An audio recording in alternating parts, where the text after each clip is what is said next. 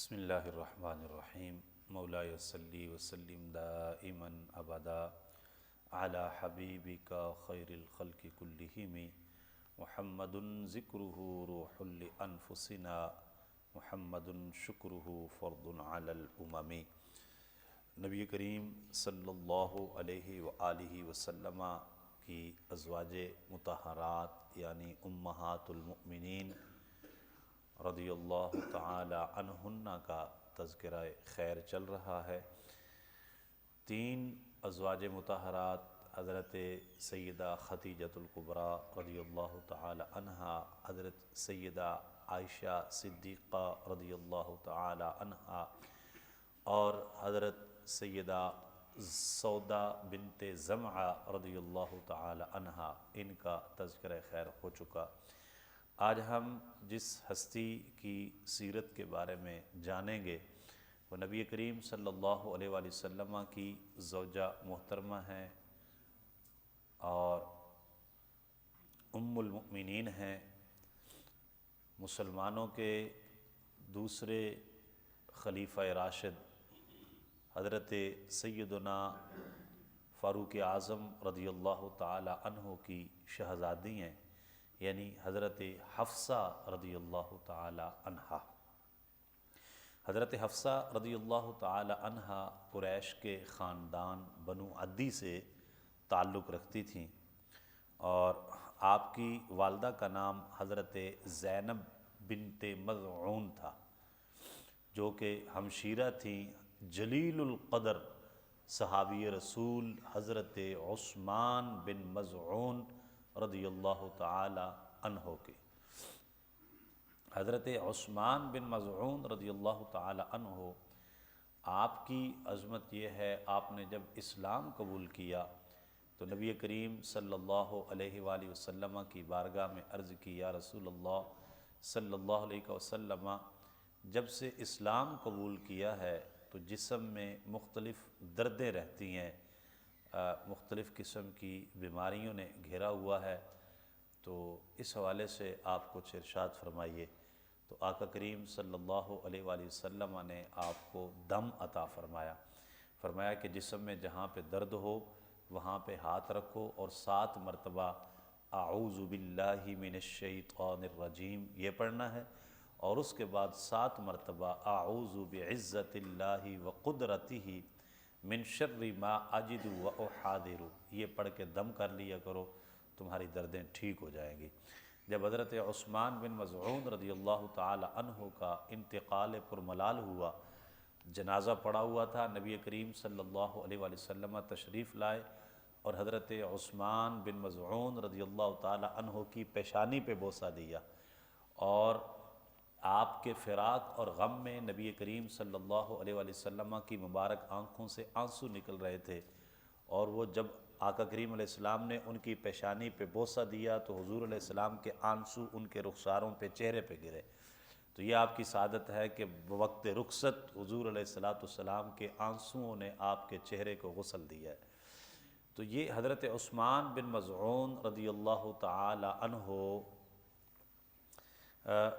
وہ آپ کے ماموں تھے، حضرت حفصہ رضی اللہ تعالی عنہا کے ماموں تھے، اور فقیہ اسلام حضرت عبداللہ بن عمر رضی اللہ تعالی عنہ جو کہ عظیم محدث اور فقیہ ہیں، وہ آپ کے بھائی تھے۔ تو اس حوالے سے دیکھیں کہ حضرت حفصہ رضی اللہ تعالی عنہا کی کیسی بلند عظمت اور شان ہے، کہ کتنی جلیل القدر ہستیوں کے ساتھ آپ کا تعلق اور آپ کی نسبی رشتہ داری ہے۔ حضرت حفصہ رضی اللہ تعالی عنہا بعثت نبوی سے 5 سال قبل، یعنی بعثت نبوی کا مطلب یہ ہوتا ہے کہ جب نبی پاک علیہ السلام نے اظہار نبوت فرمایا کہ میں نبی ہوں، جس سال آقا کریم علیہ السلام نے اس بات کا اظہار فرمایا، اس سے 5 سال پہلے حضرت حفصہ رضی اللہ تعالی عنہا کی ولادت ہوئی تھی۔ تو گویا آقا کریم علیہ السلام کی عمر مبارک 40 سال تھی جب نبی پاک علیہ السلام نے اظہار نبوت فرمایا تھا، تو اس سے 5 سال قبل حضرت حفصہ کی پیدائش ہوئی، تو گویا عمر میں آپ نبی کریم صلی اللہ علیہ وآلہ وسلم سے 35 سال چھوٹی تھیں۔ حضرت سیدہ حفصہ رضی اللہ تعالی عنہا کا پہلا نکاح حضرت خنیس بن حذافہ سہمی رضی اللہ تعالی عنہ سے ہوا۔ یہ بھی عظیم صحابی رسول ہیں، اور حضرت خنیس بن حذافہ سہمی رضی اللہ تعالی عنہ کو یہ سعادت حاصل ہے کہ کفر اور اسلام کا جو سب سے پہلا معرکہ ہوا 2 ہجری میں جنگ بدر ہوئی، تو حضرت خنیس بن حذافہ سہمی رضی اللہ تعالی عنہ جنگ بدر کے شہداء میں شامل ہیں۔ اللہ تعالیٰ نے آپ کو شہادت کے رتبے سے سرفراز فرمایا۔ تو اسلام کے اولین شہداء جنہوں نے اسلام کے لیے اپنی قربانی پیش کی ہے، وہ حضرت حفصہ رضی اللہ تعالی عنہ کے پہلے شوہر نامدار حضرت خنیس بن حذافہ سہمی رضی اللہ تعالی عنہ ہے۔ جب حضرت خنیس بن حذافہ سہمی رضی اللہ تعالی عنہ آپ کی شہادت ہو گئی، تو چونکہ حضرت حفصہ رضی اللہ تعالی عنہ کی ابھی عمر مبارک بہت زیادہ نہیں تھی، عین جوانی کے عالم میں، اور شادی کے تھوڑی ہی دیر بعد آپ اچانک بیوہ ہو گئیں، تو آپ کے والد گرامی حضرت سیدنا فاروق اعظم رضی اللہ تعالی عنہ اکثر اس بارے میں پریشان رہا کرتے تھے کہ بیٹی عین جوانی کے عالم میں بیوہ ہو گئی ہیں۔ جب آپ کی عدت مکمل ہوئی تو حضرت فاروق اعظم رضی اللہ تعالی عنہ کو آپ کے نکاح ثانی کی فکر ہوئی کہ کہیں آپ کی دوبارہ شادی کسی دوسری اچھی جگہ پہ کر دی جائے۔ اس سلسلہ میں انہوں نے حضرت سیدنا ابو بکر صدیق رضی اللہ تعالی عنہ سے بات کی، تو آپ نے خاموشی اختیار فرمائی۔ پھر انہوں نے حضرت عثمان غنی رضی اللہ تعالی عنہ سے بات کی کہ آپ میری بیٹی کا رشتہ لے لیں، تو حضرت عثمان غنی رضی اللہ تعالی عنہ نے بھی خاموشی اختیار فرمائی۔ ان 2 عظیم ہستیوں کا آپ کے پیغام نکاح پہ یوں خاموشی اختیار کرنا حضرت فاروق اعظم رضی اللہ تعالی عنہ کے لیے بڑا ہی تشویش کا باعث ہوا، اور آپ پریشان ہوئے۔ اور جب حضرت عثمان غنی رضی اللہ تعالی عنہ کو آپ نے اس حوالے سے پیغام دیا اور انہوں نے بھی کوئی رسپانس نہ کیا بلکہ خاموشی اختیار کی، تو آپ پریشان ہو کے نبی کریم صلی اللہ علیہ وآلہ وسلم کی بارگاہ اقدس میں آئے، اور آ کر ان دونوں حضرات کی بے التفاتی کا تذکرہ کیا کہ یا رسول اللہ صلی اللہ علیہ وسلم، میں نے ان دونوں سے اپنی بیٹی کے رشتے کے حوالے سے بات کی ہے، لیکن انہوں نے کوئی جواب نہیں دیا۔ اس وقت حضرت عثمان غنی رضی اللہ تعالی عنہ آپ نے جب خاموشی اختیار کی تو آقا کریم علیہ السلام نے فرمایا قد زوج اللہ عثمان خیرا من حفصہ وزوج حفصہ خیرا من عثمان۔ اللہ کریم عثمان کو حفصہ سے بہتر بیوی عطا فرمائے گا، اور حفصہ کو عثمان سے بہتر شوہر عطا فرمائے گا۔ کیسا خوبصورت جملہ ہے، کیسا فصیح و بلیغ جملہ ہے کہ اللہ تعالیٰ عثمان کو حفصہ سے بہتر بیوی عطا فرمائے گا، اور حفصہ کو عثمان سے بہتر شوہر عطا فرمائے گا۔ اور پھر نبی کریم صلی اللہ علیہ وآلہ وسلم نے اپنی پیاری بیٹی کا نکاح حضرت عثمان غنی سے کر دیا، اور حضرت فاروق اعظم رضی اللہ تعالی عنہ کی بیٹی حضرت حفصہ سے آقا کریم علیہ السلام نے خود نکاح فرما لیا۔ تو اب یہ آقا کریم علیہ السلام کی بیٹی مقام و مرتبہ میں حضرت فاروق اعظم رضی اللہ تعالی عنہ کی بیٹی سے افضل ہے، تو اللہ تعالیٰ نے حضرت عثمان کو حضرت حفصہ سے بہتر بیوی عطا فرمائی، اور نبی کریم علیہ السلام کی ذات والا صفات ظاہر ہے حضرت فاروق اعظم رضی اللہ تعالی عنہ کے آقا، پوری کائنات کے آقا و مولا ہیں، تو حضرت حفصہ کو حضرت عثمان سے بہتر شوہر عطا ہوئے۔ تو یوں آپ حرم نبوی صلی اللہ علیہ وآلہ وسلم میں آپ کو آنے کی سعادت حاصل ہوئی، اور ام المؤمنین کے مقام و مرتبہ پر آپ فائز ہوئیں۔ ماہ شعبان 3 ہجری میں نبی کریم صلی اللہ علیہ وآلہ وسلم نے آپ سے نکاح فرمایا۔ حضرت حفصہ رضی اللہ تعالی عنہ آپ انتہائی شاندار کردار کی مالک، بلند ہمت اور سخاوت شعار خاتون تھیں، بہت زیادہ سخی تھی، حق گوئی، حاضر جوابی اور فہم و فراست یہ آپ کو ورثہ میں ملی تھی۔ یہی وجہ ہے کہ حضرت ام المؤمنین ام عائشہ صدیقہ رضی اللہ تعالی عنہا آپ کے بارے میں فرمایا کرتے تھیں وَكَانَتْ تَبْنَةَ أَبِيهَا، حفصہ اپنے باپ کی بیٹی کہلانے کی حقدار ہیں،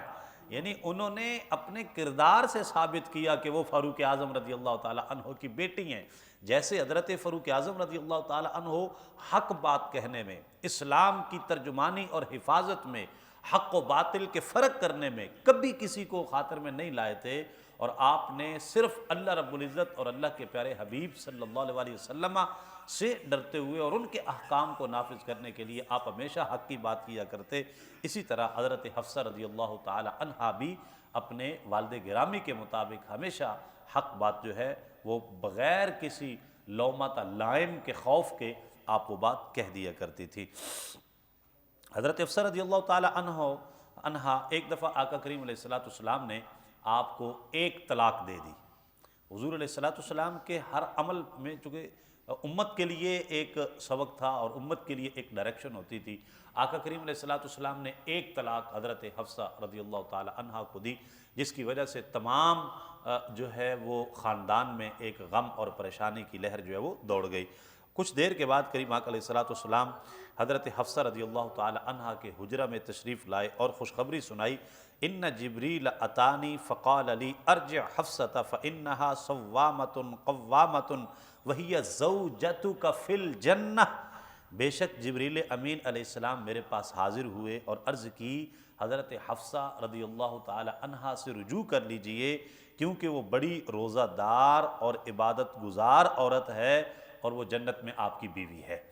تو حضرت حفصہ رضی اللہ تعالی عنہا وہ عظیم خاتون ہیں جن کے روزہ دار اور عبادت گزار اور متقی و پرہیزگار ہونے کی شہادت حضرت جبریل امین علیہ السلام نے آ کر دی۔ تو گویا دیکھیں آپ کی شان کا اظہار مقصود تھا کہ اللہ رب العزت کی بارگاہ میں حضرت حفصہ رضی اللہ تعالی عنہا کی کتنی عظمت ہے اور بارگاہ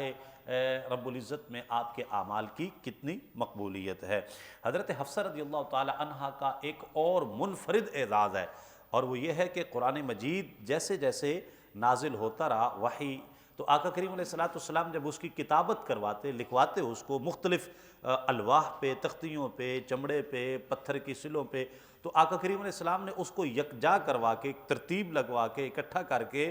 وہ نسخہ حضرت حفصہ رضی اللہ تعالی عنہا کے پاس رکھوایا ہوا تھا۔ اور جب حضرت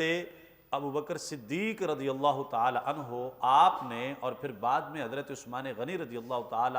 عنہ نے قرآن مجید کی جمع و تدوین پہ تفصیلی کام شروع کیا اور اس کو ایک کتابی شکل میں لانے کے لیے آپ نے باقاعدہ ایک آفیشل